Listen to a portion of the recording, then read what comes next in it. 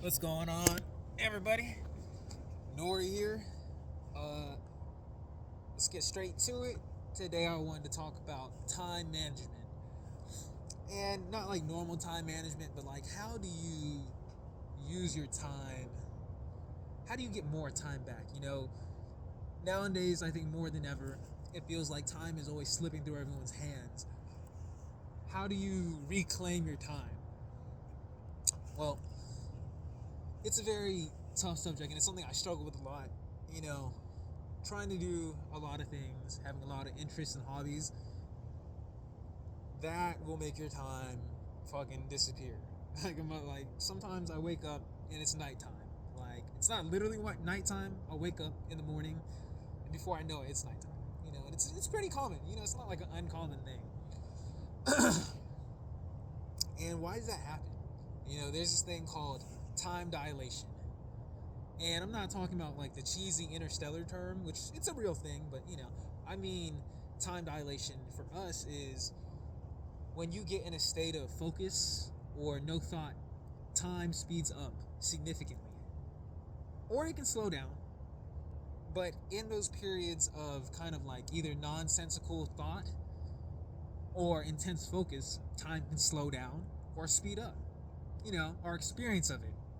Time is always constant, but you know, our experience of it is what we're really getting at the core of here.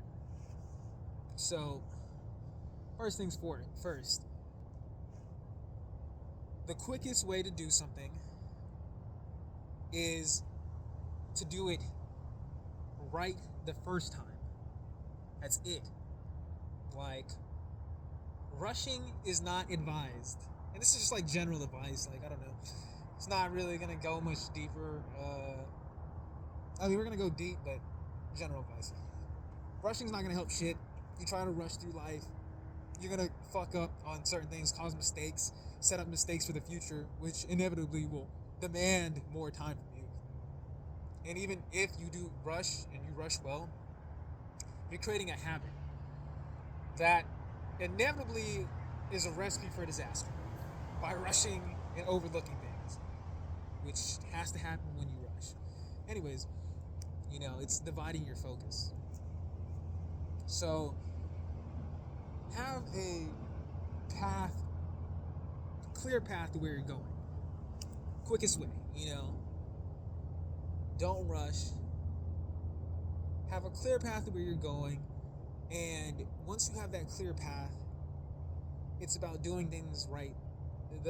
Not the first time, but doing things the correct way. If you want your time to count, you have to take your time. It's as simple as that. And once you take your time, it starts to work for you. Your time starts to work a lot more in your favor if you focus on the right things. Having a divided focus is necessary nowadays because there's so much that we can do, so much that we want to do, and I'm a big advocate of doing a lot of things. But we are simply just not wired to excel at having that many focuses. We're wired to eat, sleep, and reproduce. Survive, hunt, use tools, socialize at the most. Time management didn't really play too much of a factor up until recent human history.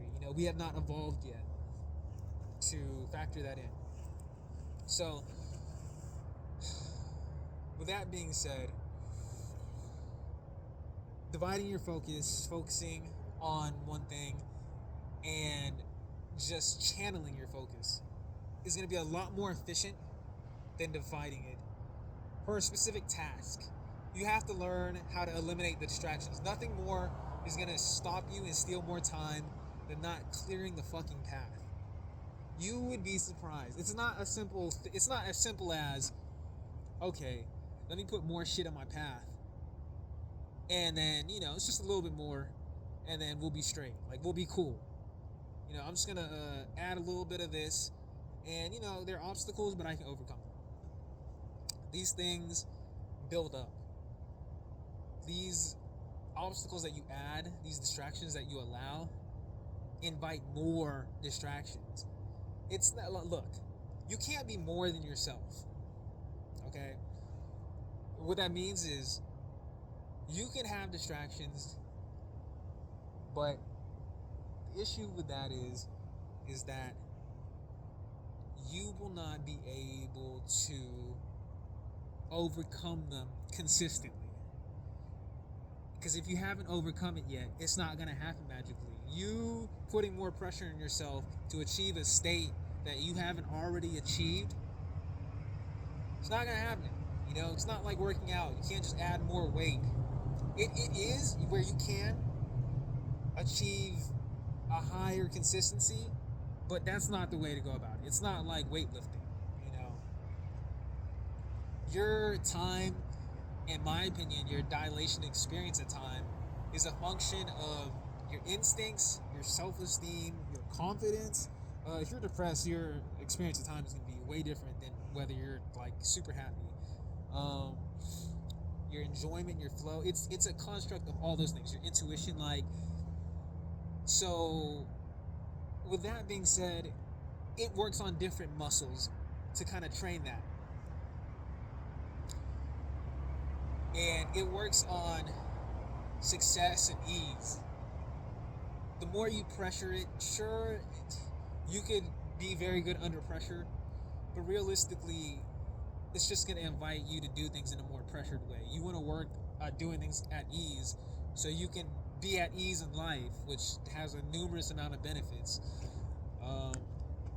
But you want to eliminate the distractions and make it easy for yourself, because you can't be more than yourself. If you want to become more, or if you want to get more done, it's not to put more on your plate.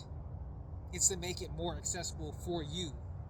That doesn't mean don't go out of your comfort zone. Go out of your comfort zone, but tweak the things that you can tweak, and don't try to do too much. You know, every day is building up. The more you try to do that's above yourself, no matter how consistent you are or how dedicated you are, you will hit a plateau. You will hit a point where there's no